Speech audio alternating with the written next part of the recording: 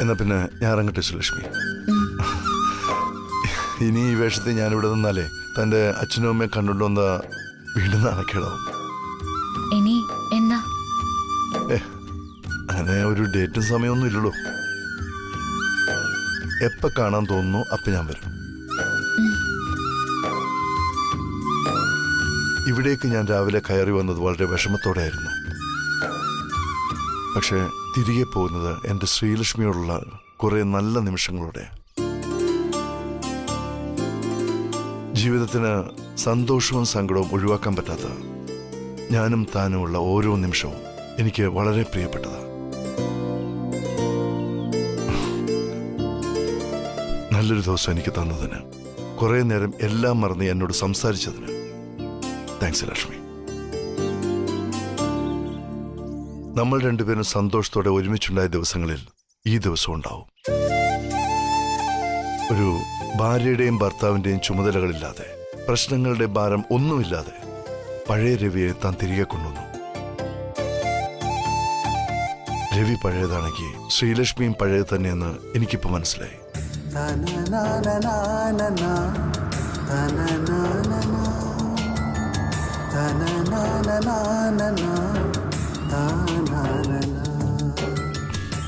വേറൊന്നും ആലോചിക്കണ്ട.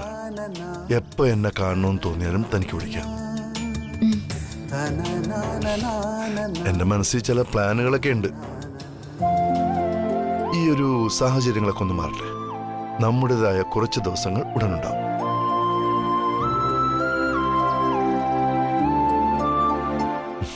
എന്നാ ശരി.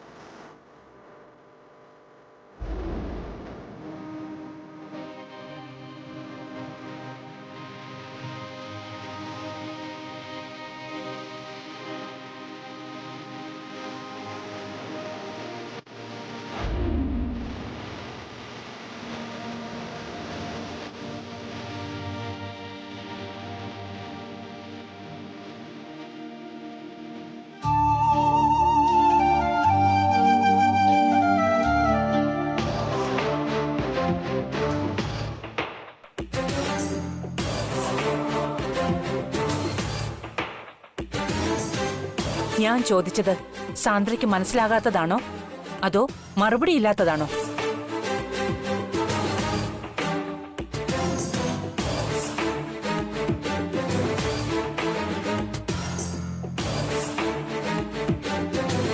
രേഖ പറഞ്ഞതൊക്കെ ശരിയാണോ അല്ലയോ? അതുമാത്രം എനിക്ക് അറിഞ്ഞാ മതി. പറഞ്ഞു കൊടുക്കടി അങ്ങോട്ട്. എന്റെ മുന്നിൽ വെച്ച് നിനക്ക് 1000 നാവായിരുന്നല്ലോ. രേഖ, നീ നിർത്ത്. സാന്ദ്രയോട് ഞാൻ ചോദിച്ചോളാം. ശരി മാത്രല്ലോ. സാന്ദ്രയുടെ ഈ നിൽപ്പിലും മുഖഭാവത്തിലും എനിക്ക് വായിച്ചെടുക്കാൻ പറ്റുന്നുണ്ട് രേഖ പറഞ്ഞ് ഞാൻ അറിഞ്ഞതൊക്കെ ശരിയാണെന്ന്. കാരണം സാന്ദ്രയുടെ മുഖഭാവം മാറിയാൽ എനിക്ക് മനസ്സിലാവും. നീ എന്നെ അമ്മയെന്ന് വിളിച്ചത് ഏതർത്ഥത്തിലാണെന്ന് എനിക്കറിയില്ല. ഏതർത്ഥത്തിലായാലും ശരി, അമ്മയ്ക്ക് ഒരർത്ഥമേ ഉള്ളൂ. അതുകൊണ്ട് തന്നെ ആവണം ഒരു മോളായി കണ്ട് ഞാൻ നിന്നെ സ്നേഹിച്ചതും ആവശ്യത്തിൽ കൂടുതൽ സ്വാതന്ത്ര്യം തന്നതും. അമ്മേ, ഞാൻ അമ്മയെ ചതിച്ചു എന്ന് മാത്രം അമ്മ പറയരുത്. പിന്നെ ഇതിൽ നിന്ന് ഞാൻ എന്താ മനസ്സിലാക്കേണ്ടത്? നിനക്കെന്റെ മോനെ വേണം അല്ലേ? ഇത്രയും നാളും ഞാനൊന്നും അറിഞ്ഞിരുന്നില്ല. അറിഞ്ഞിരുന്നെങ്കിൽ ആ നിമിഷം നിന്നെ ഞാൻ ചൂലിനടിച്ചിറക്കി വിട്ടേനെ. രേഖയെക്കാളും നിന്നെ ഞാൻ സ്നേഹിച്ചു. അതിന് നീ തന്ന പ്രതിഫലം കൊള്ളാം. ഒരാളെ വിശ്വസിക്കരുതെന്ന പാഠം നീ കൂടി എന്നെ പഠിപ്പിച്ചു. നിന്നെ ഞാൻ അത്രമാത്രം സ്നേഹിച്ചതുകൊണ്ടാ ഞാൻ നിന്നെ തിരിച്ചറിയാതെ പോയത്. രേഖ വന്ന് ഇപ്പോഴെങ്കിലും എന്നോട് ഇത് പറഞ്ഞില്ലായിരുന്നെങ്കിൽ ഇപ്പോഴും നീ എന്നെ പറ്റിക്കില്ലായിരുന്നോ? അമ്മേ, മതി. ഇനി മേലാൽ നീ എന്നെ അങ്ങനെ വിളിച്ചു പോകരുത്. അമ്മ, രേഖ പറഞ്ഞതൊക്കെ കള്ളമായിരുന്നുവെന്ന് നീ പറയൂന്ന് ഞാൻ കരുതി. ചെയ്തിട്ട് ഒരു ഉളുപ്പുമില്ലാതെ ഇങ്ങനെ നിൽക്കുമെന്ന് ഞാൻ കരുതിയില്ല. ഇനിയും നീ എന്റെ മുന്നിൽ ഇങ്ങനെ നിന്നാൽ ഞാൻ എങ്ങനെ പ്രതികരിക്കുമെന്ന് എനിക്ക് പോലും അറിയില്ല. അതുകൊണ്ട് ഇപ്പോ ഈ നിമിഷം ഇറങ്ങിക്കോണം ഈ വീട്ടിൽ നിന്ന്. ഇനി മേലിൽ ഈ വീട്ടിലോ ഓഫീസിലോ നിന്നെ കണ്ടുപോയാൽ ഇങ്ങനെ ആവില്ല ഞാൻ പ്രതികരിക്കുന്നത്. ഇറങ്ങിപ്പോടി ഇവിടുന്ന്.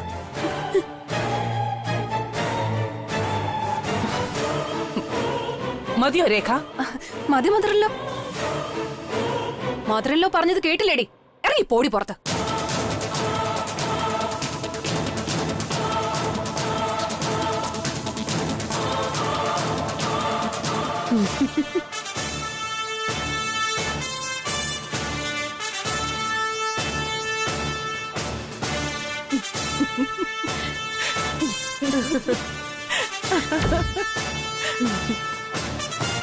രേഖയ്ക്ക് എന്തായാലും സന്തോഷമായില്ലേ? അതിനാ ഞാൻ ഇത്രയും പറഞ്ഞത്.